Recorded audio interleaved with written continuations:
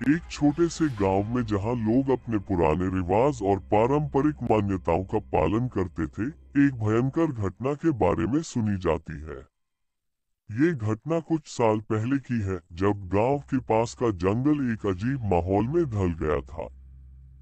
गांव के लोग रोज अपने चरण न रखने की खातिर उस जंगल में नहीं जाते थे, क्योंकि वे मानते थे कि उसमें कुछ अजीब शक्तियां हैं। गांव के पास का जंगल एक इफ्रीत जिन के वास्तविक रूप के घर था, जिसका डर गांव वालों के दिलों में बस चुका था। एक दिन गांव के एक युवक ने उत्कृष्टता की चुनौती ली और जंगल के अंदर जा दिया। उसने सुना था कि वहां एक पुरानी मंदिर है जिसमें भयंकर इफ्रीत जिन बसता है।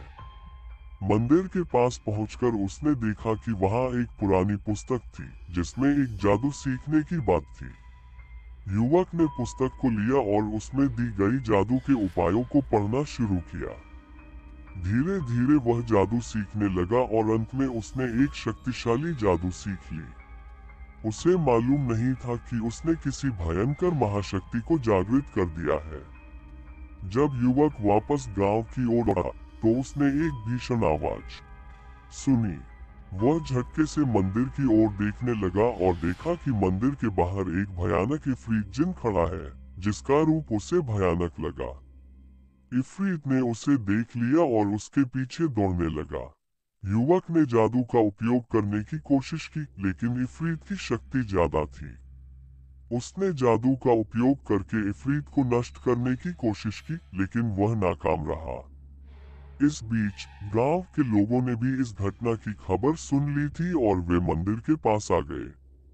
उन्होंने देखा कि इफ्रीत जिन युवक को पीछा कर रहा है और उसे नष्ट करने की कोशिश कर रहा है। गांव के लोगों ने मिलकर एक जादूगर को बुलवाया और उसने इफ्रीत को बांधने का एक प्रयास किया। जादूगर ने जादू की शक्ति से इफ्रीत को बांध दिया, लेकिन वह बांधन बहुत कमजोर था। इफ्रीत ने अपनी ताकत का इस्तेमाल करके बांधन को तोड़ दिया और उसने जादूगर को भी हमला कर दिया। इस समय युवक ने अपने आत्मविश्वास को वापस पाया और उसने जादूगर से कहा कि उसे एक परिचित उपाय आता है। वह जादू सीखने के दौरान पढ़ा हुआ एक और उपाय याद करता है जिसके द्वारा इफ्रीत को नष्ट किया जा सकता है। जादूगर ने उसकी मदद की और उसे उस उपाय का उपयोग करने के लिए प्रेरित किया। युवक ने जादू का उपयोग करके इफ्रीत को बुलाया और उसे समुद्र में ले जाने की कोशिश की। इफ्रीत ने पहले तो इस पर ध्यान नहीं दिया, लेकिन जब उसने अनुभव किया कि वह जादू का शिकार हो रहा है, तो वह उसे पकड़ने के लिए आगे बढ़ा। युवक ने जल में डूबने के बावजूद भी जादू का उपयोग करके इफ्रीत को समुद्र में ले जाने में सफल रहा।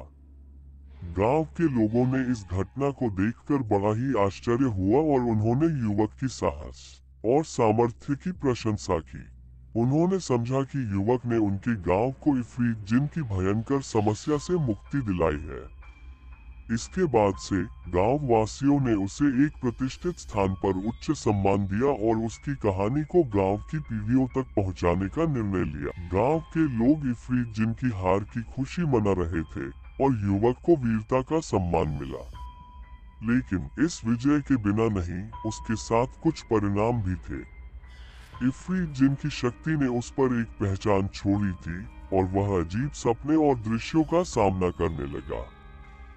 अपने सपनों में उसने दूसरी दुनिया की कुछ झलक देखी, एक दुनिया जहां आग और साए का सम्मिलित था, जहां इफ्रीत जिन की शक्ति अब भी मौजूद थी। उसने समझा कि इफ्रीत जिन को हराने के बाद उसने इसके साथ जुड़ गया था और अब उस पर इसके वापस आने की जिम्मेदारी थी।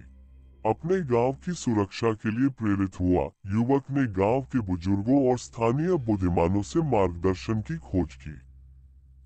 मिलकर उन्होंने एक योजना बनाई जिसमें पुरानी रीति रिवाज और शक्तिशाली मंत्रों का उपयोग करके दोनों दुनियाओं के बीच के दरवाजे को सील करने की योजना बनाई। युवक ने रीति रिवाज और शक्तिशाली मंत्रों के साथ दरवाजे को सील करने का काम तैयार किया, जानते हुए कि इससे उसे इफ्रीत जिन के साथ एक अंतिम मुकाबला करना होगा। नई जानकारी और ताकत के साथ लैस वह जंगल की गहराई में चला गया, जहां दरवाजा छिपा था। इफ्रीत जिन के साथ आखिरी बार मुकाबला करते हुए युवक ने अपनी शक्तियों का पूरा इस्तेमाल किया, रीति रिवाज और मंत्रों का साथ देकर। दरवाजे को सील करके उसने गांव की सुरक्षा की गारंटी ली और इफ्रीत जिन को बरामद करने से रोक दिया। गांव के लोग उसके पराक्रम का सम्मान करते हुए सोचते रह गए कि उसने अपनी गांव की रक्षा के लिए कितना उत्साह और साहस दिखाया है। उन्होंने समझा कि युवक ने न केवल उन्हें इफ्रीत जिन की भयंकर समस्या से मुक्ति दिलाई है, बल्कि उसने अपनी साहस और अद्वितीय शक्ति के साथ उसे परास्त